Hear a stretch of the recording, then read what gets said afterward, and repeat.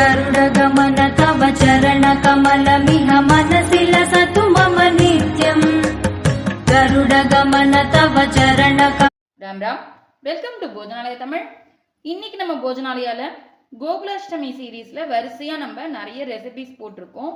வெள்ளை சீடை, உப்பு சீடை, அந்த மாவு ப்ரிப்பரேஷன், அதுக்கப்புறம் தட்டை, இந்த மாதிரி நிறைய ரெசிபிஸ் போட்டிருக்கோம்.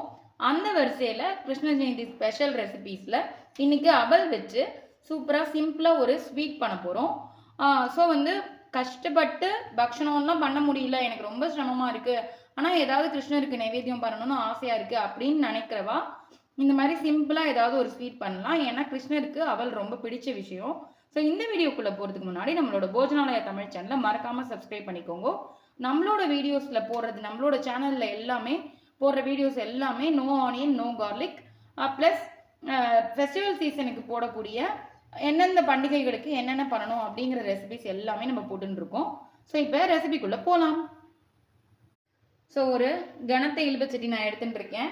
அதில் உங்களுக்கு மெஷர்மெண்ட்டுக்காக காமிக்கிறேன். இந்த மாதிரி ஒரு 2 கப்பு அவல் நான் மெஷர் பண்ணி வச்சுருக்கேன். இந்த மாதிரி கப்பில் நீங்கள் அது எந்த கப்பாக வேணாலும் இருக்கலாம். ஸோ நான் ஃபஸ்ட்டு ஒரு 2 கப் அவல் இந்த மாதிரி எடுத்துக்கிறேன்.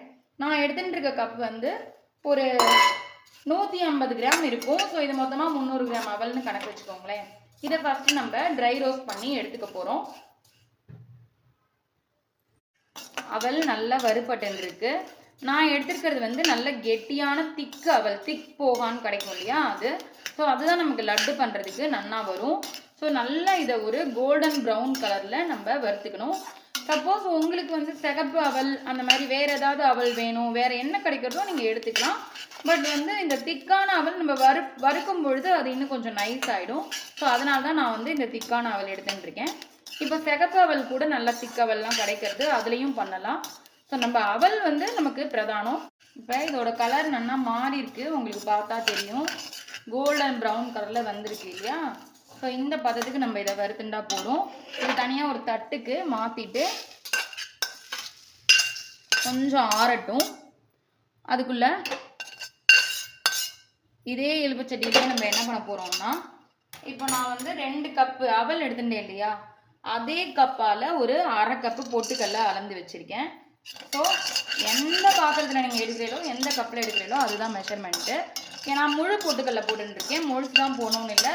என்கிட்ட முழுசு இருந்ததுனால நான் முழுசு போட்டிருக்கேன். நீங்கள் நார்மல் பொட்டுக்கல்லையே போட்டுக்கலாம். ஸோ இதையும் லைட்டாக கோல்டன் ப்ரௌன் வர அளவுக்கு நம்ம ரோஸ்ட் பண்ணிக்க போகிறோம். இதுவும் ரோஸ்ட் ஆகிடுத்து. லைட்டாக ரோஸ்ட் பண்ணால் போதும், ரொம்ப கருப்பாக வறுக்கணும்ல, அதையும் அதோட சேர்த்துக்கிறேன். இப்போது இதில் கொஞ்சமாக நெய் சேர்த்துக்கிறேன். சேர்த்துன்ட்டு முந்திரி பருப்பு உடச்சி வச்சுருக்கேன், அதை கொஞ்சமாக சேர்த்துட்டு நல்லா கோல்டன் ப்ரௌன் ஆகிற அளவுக்கு நம்ம வறுத்துக்க போகிறோம். இப்போது இதை தனியாக எடுத்து வச்சுட்டு எந்த கப்பால் அவல் எடுத்தோமோ அதே கப்பால் 1 கப்பு தேங்காய் எடுத்துட்டுருக்கேன். அதையும் போட்டு இது லைட்டாக ஒரு பெரட்டிக்க போகிறோம்.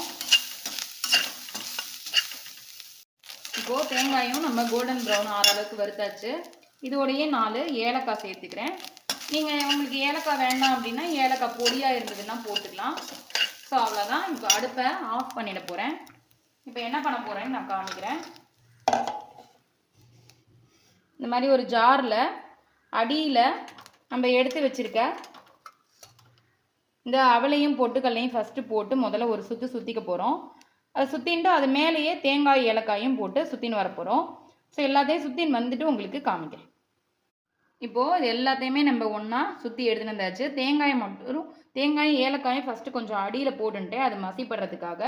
அதுக்கப்புறம் இது எல்லாத்தையுமே இப்போ எந்த பதத்தில் சுற்றிருக்கேன்னா இந்த பாருங்க, இந்த மாதிரி குறப்பாக இருந்தால் தான் நல்லாயிருக்கும். ஸோ ரொம்ப நைஸாக சுற்றினோம்னா அந்த அளவுக்கு நமக்கு இதுவாக இருக்காது. ஸோ திப்பி இல்லாமல் ஓரளவுக்கு நம்ம சுற்றி எடுத்துக்கணும். இப்போ இதில் 1 கப் அவல் எடுத்தோம் இல்லையா, அந்த 1 கப் அவலுக்கு 1 கப் நாட்டு சக்கரைன்னு கணக்கு பண்ணி, ஸோ 2 கப் அவல் எடுத்தோம் இல்லையா, அந்த 2 கப்புக்கு 2 கப்பு நாட்டு சக்கரை நான் எடுத்துக்க போகிறேன். ஸோ உங்களுக்கு வெல்லம் வேணுன்னா கூட நீங்கள் எடுத்துக்கலாம். ஸோ ஜஸ்ட் நான் உங்களுக்கு காமிக்கிறதுக்காக தான். உங்களுக்கு நாட்டு சக்கரை வேண்டாட்டி நீங்கள் வெல்லம் எடுத்துக்கலாம். ஸோ 2 கப் நாட்டு சக்கரை இந்த மாதிரி போட்டு இப்போ இது எல்லாத்தையுமே ஒன்றா சுற்றி எடுத்துன்னு வர போகிறோம். இப்போது இது எல்லாத்தையும் நம்ம அரைச்சி எடுத்துன்னு வந்தாச்சு. இந்த மாதிரி ஒரு கொரப்பான பதத்துக்கு நல்லா ஃபஸ்ட்டு கட்டி இல்லாமல் கலந்துடணும். இது கூட நம்ம வறுத்து வச்சுருக்கோம் இல்லையா முந்திரி பருப்பு, அதையும் நம்ம இதில் சேர்த்துக்கிறோம். ஸோ சேர்த்துன்ட்டு நல்லா கலந்துக்கணும். ஸோ இப்போ இதை பிடிக்கணும் அப்படின்னா நமக்கு கொஞ்சம் சூடான நெய் வேணும். ஸோ நான் வந்து ஆல்ரெடி ஒரு 2-3 டேபிள் ஸ்பூன் நெய் இந்த மாதிரி உருக்கி வச்சுருக்கேன். அதையும் இதில் நான் சேர்த்துக்க போகிறேன்.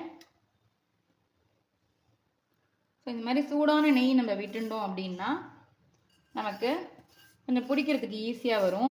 இப்போது இதை சூடான நெய்யும் கொஞ்சம் விட்டாச்சு. ரொம்ப கொதிக்கணும்னு இல்லை, ஓரளவுக்கு வெதுன்னு இருந்ததுன்னா நமக்கு லட்டு பிடிக்கிறதுக்கு ஈஸியாக வரும். இப்போ இதை நல்லா கலந்து விட்டுருங்க. நல்லா கலந்து விட்டுட்டு அதுக்கப்புறமா அப்படியே லட்டு பிடிக்க போகிறோம்.